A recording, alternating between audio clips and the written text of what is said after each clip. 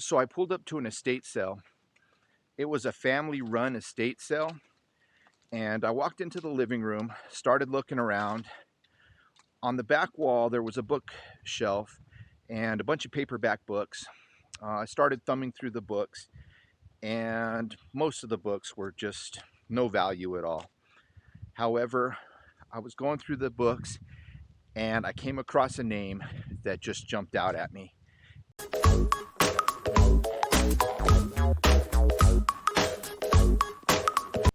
Good morning, everyone. Duke City Picker here. I thought I'd do something a little different today. I thought I would go over some of my favorite yard sale finds, some of my best yard sale finds. One good thing about being a picker is if you find something that you think is really cool, you can keep it. That's probably why most pickers and resellers are actually hoarders. But personally, I would rather sell most of the items I find. But every once in a while, I find something that I think is really cool and I keep it. So here's some of the items that I think are some of my favorite and some of the best items that I have kept through the years. So I pulled up to an estate sale. It was a family-run estate sale, and I walked into the living room, started looking around. On the back wall, there was a bookshelf and a bunch of paperback books. I started thumbing through the books, and most of the books were just no value at all. However, I was going through the books, and I came across a name that just jumped out at me. And I knew that name, and I didn't know if the book was going to be valuable. However, I asked the folks how much they wanted. They said $1. I thought, for $1, I'm grabbing it. Got home, looked it up, and this is the book I found. And here it is, a first edition, first printing of The Running Man by Richard Bachman. Now, many people may not know who Richard Bachman was, but I bet most will know who Richard Bachman is. And Richard Bachman is a pseudonym for Stephen King. So I'm sure everyone has heard of Stephen King. Back in the 80s, Stephen King decided to write a few books under a different name, and the name he used was Richard Bachman. This book last sold on eBay for $110. Not bad for $1. Definitely one of my favorite finds. Next up, I went to a yard sale, and I noticed a box that was a small box kind of off to the side, and I asked her if the items in that box were for sale, and she said yes. I had noticed that nobody had actually gone through the box. And one tip for all of you pickers: if you see a box, go for it. It happened to be a box nobody had looked through, and I found a bunch of vintage Denver Broncos gear from like the 60s. I mean, this was really old stuff, and this is what I found. And here are the really cool vintage Denver Bronco items that I found. There were a couple of more pieces in this lot. However, I did sell a couple of the pieces, but these were my favorite pieces from the find. The sweater, I believe, is probably early to mid 80s. The cap, I believe, is probably early 80s. And this one right here, this cap here, I believe could be late 60s or 70s. If anybody has any more information on this cap, please let me know. Now, this next find is one of my best finds, and I no longer have any of this item. However, when I was on my way home after a long day of yard sale picking, I was headed home, and I saw a sign that said yard sale, and I thought to myself, man, I am just too tired to stop. But I decided to go ahead and stop at one more sale, pulled up to the driveway, and another box that didn't look like it had been picked through. I looked through it, and in this box were about 30 vintage WWE wrestling t-shirts. There were lots of Stone Cold Steve Austin t-shirts. There were Shawn Michaels t-shirts. There were 4 or 5 Undertaker t-shirts. And most of those t-shirts that I sold on eBay sold for around $80 to $120 to $150. Some of the Undertaker t-shirts sold for $200, $300. I even had one sell for over $400. So I no longer have any of those items. However, I did screenshot some of the actual t-shirts that I sold on eBay. And here are some of those screenshots.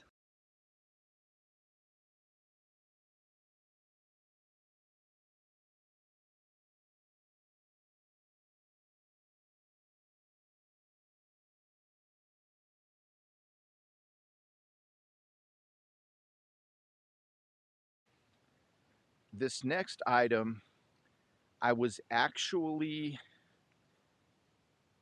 going through Craigslist and I saw an advertisement for somebody who had a bunch of vinyl records for sale. And I decided to call him, and I went down, I met with him at his storage unit. He let me know that he had a bunch of record albums that came out of a radio station, and they were all promo records. And he said that he had been running his ad for a couple of months already, and he had a lot of people that have already gone through all the records, but that I was welcome, ooh, mosquito, but that I was welcome to look through them if I wanted.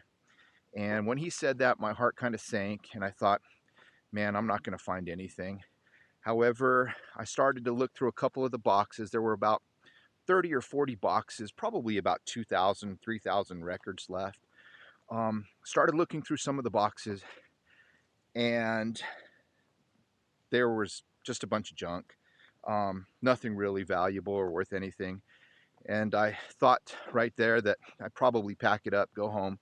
But then I saw those other 30 boxes and I thought, man, I'm just going to go through them. And here's where knowing a bit about 80s obscure hair metal became a benefit. And anyways, here's some of the albums that I ended up finding through that pick. Here they are. These are the albums that I pulled out of there.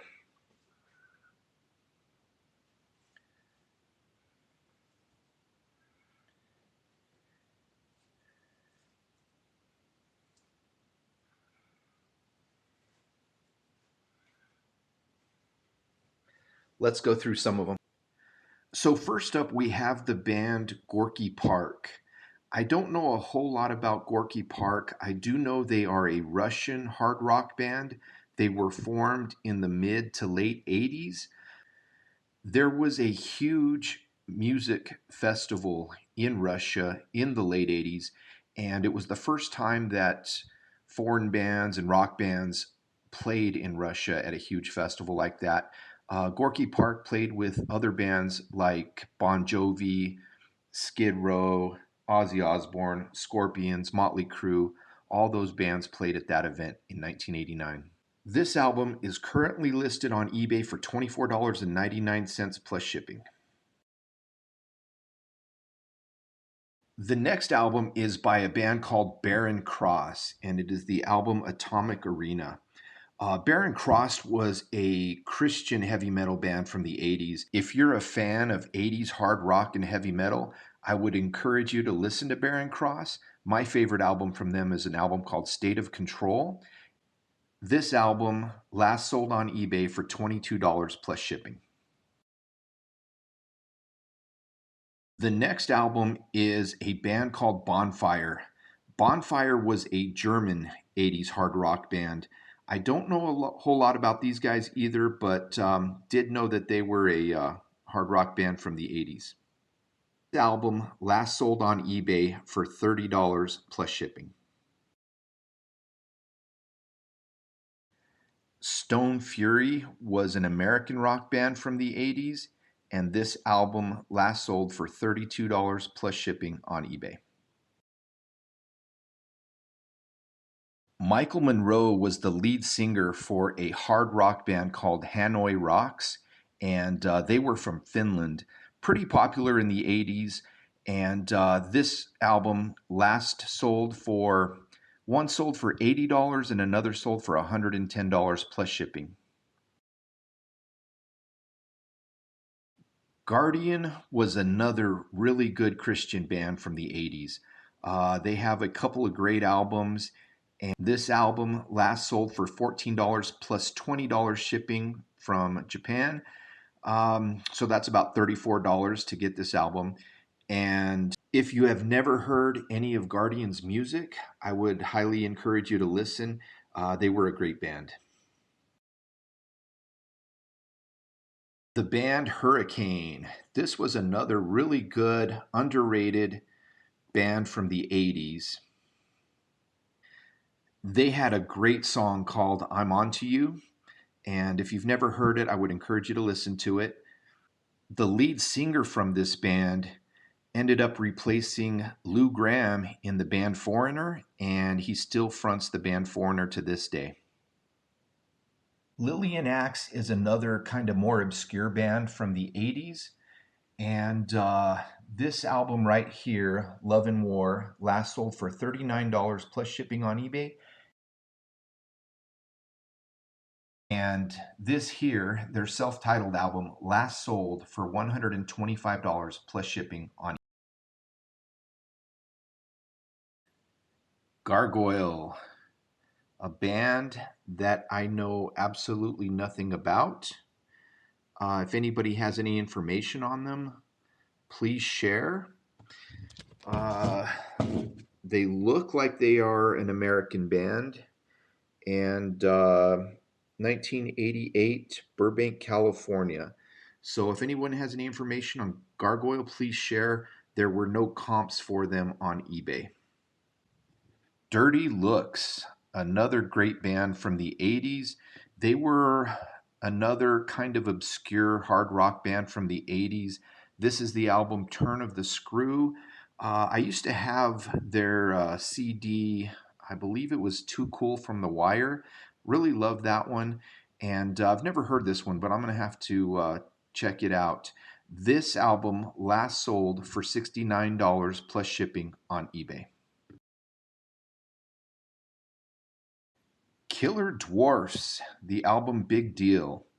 I used to have one of their albums. It was called Dirty Weapons, and I used to listen to that one a fair bit in the 80s. And last but definitely not least, the band Tora Tora, another great rock band from the 1980s. They had a few great songs. They had songs like Walking Shoes, Guilty, Phantom Rider, just three or four moderate hits, nothing huge, but definitely a great band, definitely worth checking out.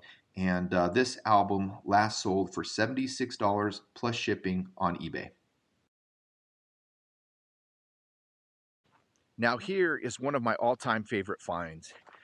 This was a couple of years back, probably about 4 or 5 years now, and I had gone to an estate sale with my sister, and the estate sale had been going on for a couple of days, and I didn't think there would be much left. However, when I walked into the living room, I looked at the bookcase and I noticed she had 3 or 4 hardcover Stephen King books. And without even looking at them, I asked her how much. She said they were $3 each. So I just bought all 4 of them right then and there.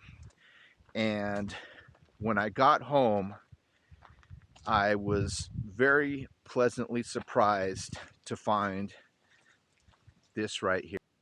And here it is, one of my favorite finds of all time, a first edition hardcover of The Shining by Stephen King.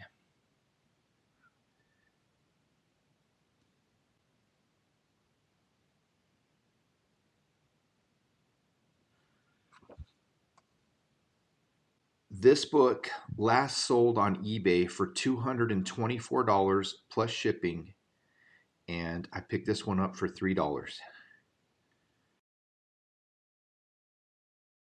Not least, I went to a garage sale and she had a bunch of items out in the driveway, and then she had some items in the garage. So I was looking around. I looked up, and on the back wall of her garage was a drum head, and it was signed, autographed by all of the members of Motley Crue. And I thought to myself, oh, I want that. I asked her if it was for sale. She said it wasn't for sale. I asked her if I could throw out a number, and she said sure. I told her if she'd take $100, and she said absolutely. So I picked it up, and I was going through eBay to look at a bunch of comps, and I noticed that somebody had put a signed Motley Crue drumhead with a really cool poster, and they framed it. So I ended up doing the same thing with mine, and this is how it came. And there it is, one of my prized possessions, a Motley Crue drumhead signed by all the members, and the poster, the framework. I probably have about $300 to $400 into this, and I would value it at about $1,200.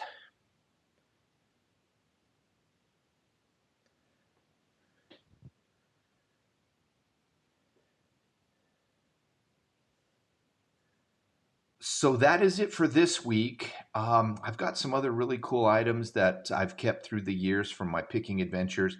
However, that is another video for another time, possibly. Promise I'm not a hoarder, but I would love to hear about some of your all favorite finds. What are some really cool experiences you had out picking, and what are some of your best finds? And if you've kept anything really cool. Thanks, and have a great week, everyone.